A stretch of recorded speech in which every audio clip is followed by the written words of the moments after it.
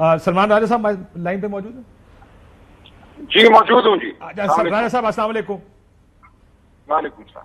سر ایک تو ad hoc ججز کے بارے میں بتائیں, آپ کا سینس کیا ہے یہ جو 4 ایڈ ہاک ججز اب آ رہے ہیں؟ دیکھیں یہ ظاہر ہے ٹائمنگ کی وجہ سے بات شک کی جانب بڑھتی ہے, بلکہ شک سے آگے بڑھ جاتی ہے اور افسوسناک ہے. لگتا اب یہی ہے کہ جو یہ ریفرنس بھیجنے کا ارادہ ہے پی ٹی آئی کو بین کرنے کے حوالے سے, اس حوالے سے کورٹ پیکنگ کی کوشش کی جا رہی ہے کہ عدالت میں ایسے جج صاحبان بٹھائے جائیں جو مثبت فیصلہ دے سکیں. تو یہ افسوسناک بات ہے. دیکھیے پوری قوم کے سامنے آپ تمام عدالتی عمل کو, تمام آئینی عمل کو آپ ایک مذاق بنا رہے ہیں, اور میں بار بار یہی کہتا ہوں کہ شاید آج آپ کامیاب ہو جائیں, لیکن آپ پاکستان کو ناکام کر رہے ہیں. پاکستان کی عوام کو, اس کے نوجوانوں کو آپ یہ بتا رہے ہیں کہ اس ملک میں نہ کوئی آئین ہے نہ قانون ہے, اس میں صرف طاقت ہے اور طاقت کی رضا ہے.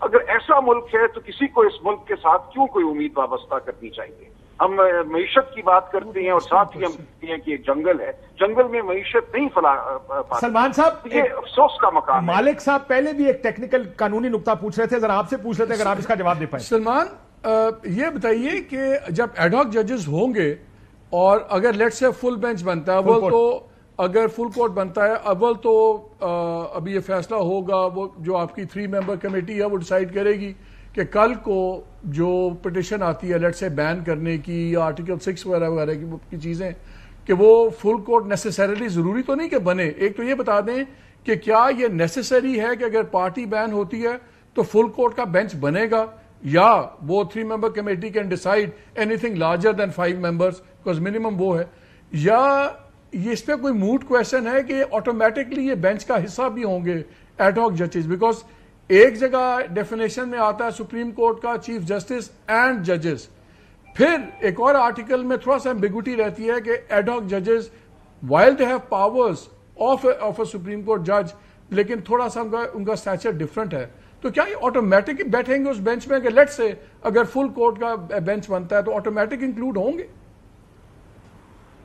دیکھیے اگر فل کورٹ کہتی ہے 3 ممبر کمیٹی تو پھر اس میں ہوگا, ان کو شامل کیا جائے گا. آپ کو یاد ہوگا 18ویں ترمیم کو چیلنج کیا گیا تھا تو اس وقت رمدے صاحب ایڈ ہاک جج تھے, وہ بیٹھے تھے اس فل کورٹ میں. لیکن یہ اب 3 ممبر کمیٹی کی ثوابدید ہے, ضروری بالکل نہیں ہے کہ فل کورٹ بیٹھے. وہ 5 جج بھی بٹھا سکتے ہیں, وہ 7 بھی بٹھا سکتے ہیں. یہ آئینی نوعیت کا معاملہ ہے, کم از کم 5 ہونے چاہیے, لیکن فل کورٹ کی ضرورت نہیں ہے. لیکن اگر وہ چاہیں تو وہ کہہ سکتے ہیں سرین کہ the entire court including the ad hoc ججز ول ہیئر دا میٹر, تو اس کی وضاحت کر سکتے ہیں. تو اس پہ کوئی بندش نہیں ہے کہ یہ ایڈ ہاک جج بیٹھ نہیں سکیں گے. 3 ممبر کمیٹی میں اس لیے پوچھا تھا بیکاز اس میں تو سپلٹ واضح ہے.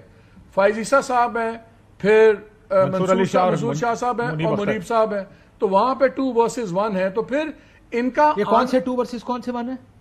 بھی ایک چیف جسٹس صاحب ہیں, ان کی سوچ اور کون ہے اور 2 کون ہے؟ منصور صاحب. اور ابھی جو 2 بینچز بنے اس میں جو بینچ بنا ہے اس پہ جسٹس منصور علی شاہ, جسٹس قاضی فائز عیسیٰ صاحب نے پریویل کیا ہے اور ڈائسینٹ کیا ہے منیب اختر صاحب. میں ابھی بڑے کی بات کر رہا ہوں, چھوٹے موٹے ڈائسینٹ چل جاتی ہیں.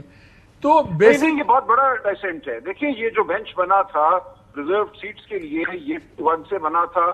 اسی طرح جو پنجاب میں الیکشن ٹرائیبیونلز کے حوالے سے بینچ بنا وہ بھی 2-1 سے بنا, اور اس بینچ نے آپ کو معلوم ہے پنجاب میں تمام الیکشن ٹرائیبیونلز کو کام کرنے سے روک دیا ہے.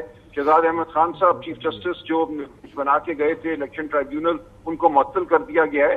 پریکٹیکلی پنجاب میں اب جو الیکشن کے حوالے سے پٹیشنیں تھی, جو فراڈ کے حوالے سے امید تھی کہ شاید فیصلہ آ جائے, وہ اب امید اس بینچ نے ختم کر دی ہے میری نظر میں. اس لیے یہ بہت ہی اہم ہے کہ 3 ممبر کمیٹی کیسے فیصلہ کرتی ہے. اس میں آپ پہلے سے نہیں کہہ سکتے کہ 2-1 کی کیا تفریق ہے. یہ بھی بدل رہی ہے, کبھی 2 ایک طرف ہوتے ہیں, کبھی 2 دوسری طرف ہوتے ہیں. آپ زبیری صاحب بتا رہے تھے کہ وہ لوگ اس کو اپوز کر رہے ہیں, وہ کہتے ہیں ابھی شاید ابھی تھوڑی دیر تک سٹیٹمنٹ بھی آ جائے. تو یہ اتنا شوئن نہیں ہے, لائک یہ کوئی ایک دم سیٹلڈ میٹر نہیں ہے کہ ججز آتے بھی ہیں یا نہیں آتے. They still going to be ابھی تو فرائیڈے کو اجلاس بلا لیا گیا سر. ایک جج صاحب نے ووٹنگ تو ہونی ہے. میں عرض کروں, دیکھیں اعتراض تو ہم کرتے رہیں گے, لیکن یہ معاملہ جوڈیشل کمیشن اور پھر پارلیمنٹری کمیٹی کے پاس جانا ہے. ہم جانتے ہیں جوڈیشل کمیشن میں اس وقت اکثریت حاصل ہے حکومت کو. اگر 2 جج صاحبان، چیف جسٹس صاحب اور ان کے ساتھ ایک اور جج صاحب، جنہوں نے شہزاد احمد خان صاحب کو لاہور ہائی کورٹ سے ایلیویٹ کرنے میں حکومت کا ساتھ دیا تھا، تو وہ صورت تو اس وقت محفوظ ہے جوڈیشل کمیشن میں کہ حکومت کو ایک اکثریت حاصل ہے 2 جج صاحبان کی شمولیت کے بعد. تو وہاں پہ اگر یہ نام جاتے ہیں تو بظاہر یہ معاملہ جو ہے حکومت جس طرح چاہتی ہے یا چیف جسٹس صاحب جس طرح چاہتے ہیں، دونوں کی خواہش اس وقت بظاہر ایک ہی لگتی ہے، تو وہ اس طرح طے ہونا آتا ہے کہ ایسا ہی ہوگا. ٹھیک. مالک صاحب ایک بات بتائیں، ویسے اب یہ ذرا ایڈ ہاک ججز کا تو معاملہ آنے والے دنوں میں ہو جائے گا. آج خالد صاحب نے بڑی تنقید کی عدلیہ پر، اور آہستہ آہستہ یہ 8-5 کا فیصلہ، یہ تنقید میرٹ کی ہے. میرٹ سے مراد یہ ہے کہ ہاں تنقید بنتی ہے اس لیے کر رہے ہیں کیونکہ نہ ہم پہلے سے کہہ رہے تھے پی ٹی آئی کو تو ان سیٹوں کا کوئی فائدہ نہیں، نمبر بڑھ جائے گا، لارجسٹ پارٹی ہو جائے گی، لیکن حالات تو ایسے ہی ہیں، معاملات تو ایسے ہی چلیں گے، مٹیریلی کچھ بدلے گا نہیں. لیکن حکومت کے کوئی پلانز تھے جو چوپٹ ہو گئے اس فیصلے کے بعد؟